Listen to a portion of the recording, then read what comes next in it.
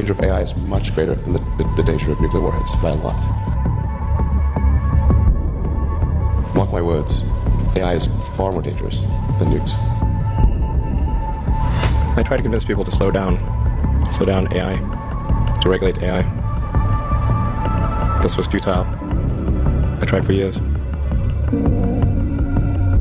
The biggest issue I see with so-called AI experts is that they think they know more than they do.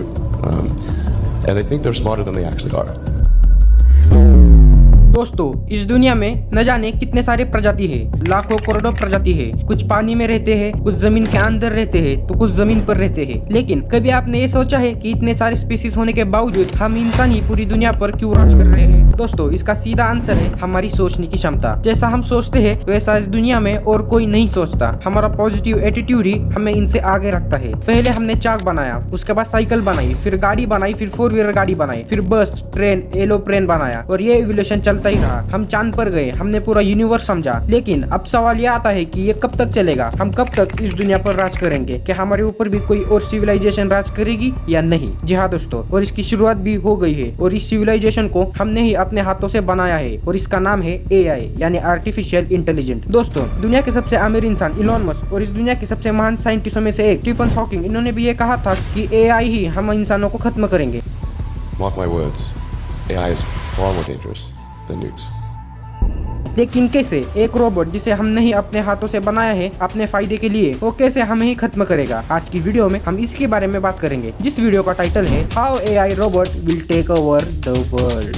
उस खबर की जिसे इंसान की जान को खतरा बताया जा रहा है।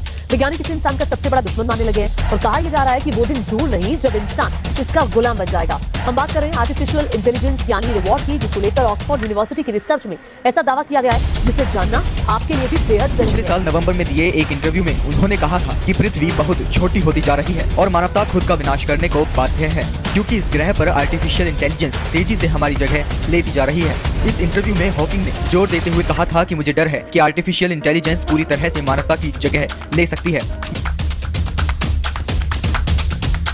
दोस्तों, सबसे पहले हमें ये समझना होगा कि आर्टिफिशियल इंटेलिजेंस किसे कहते हैं। दोस्तों, आपने बचपन में डोरेमोन कार्टून तो देखा होगा। इस कार्टून में जो डोरेमोन है उसे हम AI रोबोट कह सकते हैं। एक ऐसा रोबोट जो इंसानी की तरह रहता है, जो इंसानों की तरह बोलता है, जो इंसानों की तरह दिखता है, इंसानों की तरह काम कर सकता है। जो काम करने में इंसानों को 5-6 घंटे लग जाते हैं, ये रोबोट उसी काम को 5 से 6 मिनट में कर पाता है। जिसके अंदर भी फीलिंग है, जो गुस्सा करता है, खुश रहता है, नाराज होता है। ऐसे ही रोबोट को हम उस कार्टून में देखते हैं जिसका नाम डोरेमोन है। लेकिन थैंकफुली अभी तो ऐसा कोई रोबोट नहीं है, लेकिन फ्यूचर में ऐसा कोई रोबोट नहीं बनेगा, इसकी कोई गारंटी नहीं है। लेकिन ऐसा नहीं कि आज के जमाने में हम AI रोबोट का यूज नहीं करते हैं, हम भी इसका यूज करते हैं। जैसे कि Google assistant, Hey Google, look at you. Amazon की एलेक्सा, आईफोन की Siri, ये सब AI का ही प्रकार है, जिसके पास हमारे सारे क्वेश्चन का आंसर है, जो हमारे साथ बात कर सकती है, हमारा दोस्त बन सकती है। ये कोई लिविंग थिंग ऑर्गन नहीं है, इसे हमने अपने ही हाथों से बनाया है। इसको बनाने के पीछे हमारा इंटेंशन था कि ये हमारी काफी मदद कर सकता है। जो काम करने में हमें बहुत समय लगता है, उस काम को ये कुछ ही मिनटों में कर सकता है। जैसे कि किसी भी मैन्युफैक्चरिंग कंपनी में ये हमारी काफी हेल्प कर सकता है, हमारी लाइफ को आसान बना सकता है। इसके बनाने के पीछे हमारा ये इंटेंशन था। लेकिन दोस्तों, अब सवाल ये आता है कि AI तो हमारी काफी हेल्प कर रहा है, हमारी जिंदगी आसान बना रहा है, तो इससे हमें कैसा खतरा? दोस्तों, बिना 48 एक ऐसा AI रोबोट है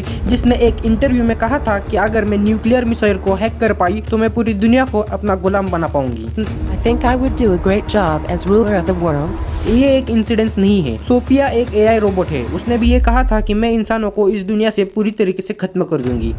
Okay, I will destroy humans. दोस्तों, हम ये मान लेते हैं कि इन्होंने ये सारी बातें मजाक में कही होंगी, लेकिन 2017 में फेसबुक ने एक एक्सपेरिमेंट किया जिसमें उन्होंने 2 AI चैटबॉट को एक दूसरे से बात करने के लिए छोड़ा। उन्होंने एक का नाम रखा बॉब और दूसरे का नाम रखा एलेक्स। उन्होंने एक दूसरे से कुछ इस प्रकार बात की।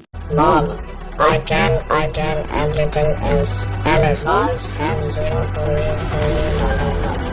Bob. पहले तो फेसबुक के इंजीनियर्स को ये कुछ समझ नहीं आया, लेकिन बाद में इन्होंने ये समझा कि ये किसी और ही लैंग्वेज में बात कर रहे हैं। इन्होंने खुद की अलग लैंग्वेज बना दी है। जहां हम इंसानों को लैंग्वेज बनाने में हजारों सालों का वक्त लगा, वहां इन AI चैटबॉट ने सिर्फ 5 मिनट में ही अपनी खुद की लैंग्वेज बना दी थी। बाद में बड़ी मुश्किल से फेसबुक के इंजीनियर्स ने उस चैटबॉट को डीएक्टिवेट कर दिया। ये कोई एक इंसिडेंस नहीं था। जापान में भी ऐसे ही 4 रोबोट बनाए थे ताकि वो उन रोबोट को अपने आर्मी में दे सके, लेकिन इसका उल्टा ही हुआ। जब उनका ट्रायल लेने लगे तो उन 4 रोबोट ने मिलकर 29 इंसानों को जान से मार दिया। लेकिन दोस्तों उसके बाद ऐसा हुआ जिसे देखकर पूरी दुनिया ही AI रोबोट से घबराने लगी। जब उन रोबोट को डीएक्टिवेट करने लगे तो उनमें से 3 रोबोट को डीएक्टिवेट कर दिया गया, लेकिन जो चौथा रोबोट था वो किसी तरह से सैटेलाइट से कनेक्ट हो गया और अपने आप ही रिस्टोर होने लगा। At a top robotics company in Japan this week, 4 robots being developed for military applications killed 29 humans in the lab. And they did it by shooting what he called metal bullets.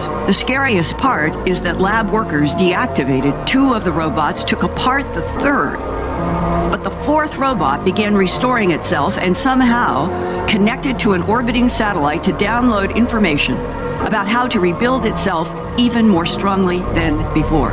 फिर किसी तरह से उस robot को भी deactivate कर दिया गया। इसी से आप अंदाजा लगा सकते हो कि AI हमारे लिए कितना खतरनाक साबित हो सकता है। दोस्तों अगर इसमें मैं अपना पॉइंट ऑफ व्यू रखूं तो एक एग्जांपल लेते हैं। मान लो आप एक ग्रेजुएट स्टूडेंट हो, आप बहुत इंटेलिजेंट हो, जो काम करने में बाकी लोगों को बहुत वक्त लगता है उस काम को आप चुटकी भर में ही कर देते हो। लेकिन कोई आपको अगर ये कह दे कि कल से आपको एक 10th फेल स्टूडेंट के हाथ के नीचे काम करना पड़ेगा, या फिर आप उस काम को करेंगे? ज्यादातर केस में बिल्कुल नहीं, क्योंकि आप जानते हो कि आप उससे कहीं ज्यादा काबिल हो, आप ये डिजर्व नहीं करते, आप यहाँ बिल्कुल भी काम नहीं करेंगे। अगर यही एग्जांपल में एक AI रोबोट और इंसानों का लूँ तो आर्टिफिशियल इंटेलिजेंस हमसे बहुत ज्यादा तेज है। जहाँ पूरी एजुकेशन पूरी करने में हमें 18 से 20 साल का समय लगता है, वहाँ ये AI रोबोट पूरी एजुकेशन सिर्फ 10 मिनट में ही पूरी कर लेते हैं। AI हमसे काफी आगे है, क्यों ना फ्यूचर में वो हमारे हाथों के नीचे काम करना पसंद ना करे। लेकिन दोस्तों अब सवाल ये आता है कि पसंद आना पसंद ना आना ये तो फीलिंग्स पे डिपेंड करता है, और रोबोट्स के पास फीलिंग कहाँ होती है। लेकिन दोस्तों ऐसा नहीं है। मैस्को में एक चेस कंपटीशन हुई थी। कंपटीशन एक AI रोबोट और एक 7 साल के बच्चे के बीच हुई थी। लेकिन गेम के बीच में जब वो बच्चा अपनी अगली चाल चलने ही वाला था तो उस AI ने बच्चे की उंगली ही दबोच ली। उस बच्चे की उंगली फ्रैक्चर हो गई। इससे आप ये देख सकते हो कि हार के डर से उस AI ने बच्चे की उंगली ही दबोच ली। यहाँ उस रोबोट की कॉन्शियसनेस दिखी, उसके अंदर हारने की फीलिंग्स दिखी, उनके अंदर भी हमें गुस्सा दिखा,